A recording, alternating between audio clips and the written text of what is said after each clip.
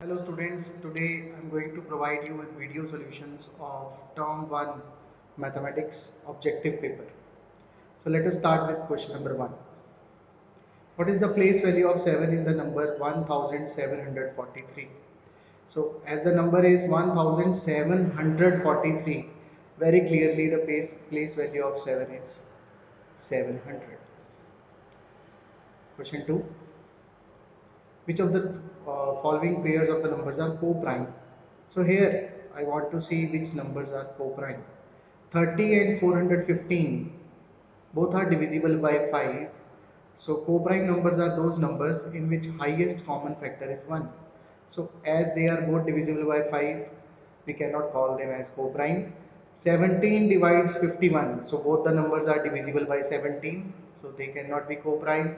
15 and 100 are also divisible by 5, so they are not co-prime. The only pair left is 16 and 81. So the highest, if we calculate the highest common factor of 16 and 81, and if I divide 81 by 16, we have 1 as the remainder, and then 1 divides 16 completely. So the HCF of 16 and 81 is 1. That is why they are co-prime. Question number 3. We have been given statements. Statement 1, that 1 is a factor of every number. Yes, this is correct. And statement 2. Statement B says 2 is the first prime number. That is also correct. So we can directly conclude that both statements A and B are correct. Question number 4. The smallest composite number is, see, 1 is neither prime nor composite, neither prime nor composite, 1 is a special number.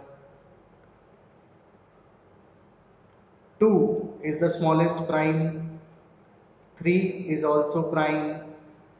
So 4 is the non-prime number, and 4 is the composite number. So first composite number, or the smallest composite number, is 4. Moving on to question number 5. Here we have to tell, if point D represents plus 8, which point represents minus 8. So from origin we have to go 8 units to the left. So 1, 2, 3, 4, 5, 6, 7, 8. We reach at point F. So F is representing minus 8. Moving on to the next question. Which of the statements in column A matches with column B? So first is, all three sides of a triangle are of equal length, are of unequal length. That is a scalene triangle. So that is 1A goes with 4. Then parallelogram with all angles 90 degrees is known as rectangle. So B goes with 1. Then all three sides of a triangle are equal. That is an equilateral triangle. So C goes with 3. And a quadrilateral with two pairs of sides equal. Two pairs of parallel sides is known as parallelograms. So C goes with 2. That is an equilateral triangle, and D goes with 3. So A4, B1, C2, and D3. So this gives us the answer as option C. Moving on to next question, we have, how many corners does this shape has? So corner is formed when two line segments meet. So this is first corner. Here again inside is second corner, third, fourth, fifth, sixth, 7th, 8th, 9th, here we have 10th. So in all we have 10 corners. We have 10 corner points. Moving on to next question. We have to replace the star with the appropriate number. So 5 upon 8 becomes 10 upon dash. Now 5 is multiplied with 2 to get 10. Similarly 8 will be also multiplied with 2 to get 16. So 16 is the correct option. Moving on to next question. We have question number 9. Here we have to choose the best possible option. First option says that PE line bisects. Bisects means divides into equal halves. Divides in equal halves. Which segment? CG. If we look at CG from C to E we have 2 units, and from E to G we again have 2 units. So yes, PE is dividing CG into 2 equal halves. So yes, PE A is the correct option. हाँ जी बच्चों के लिए solution बनाओ. Solution बनाना मतलब class है. हाँ ये class चल रही है ना ना चलेगी. 1 सेकेंड. मुझे ये पूछना आपको कि टोटल कैसे करना है सारा ग्रैंड टोटल जो होगा. If we look at other options, AC, as we look at AC is 2 units, FG is 1 unit. So 2 unit is not less than 1 unit. So this cannot be our option. CD is 1 unit, FH is 2 units. So they are not equal.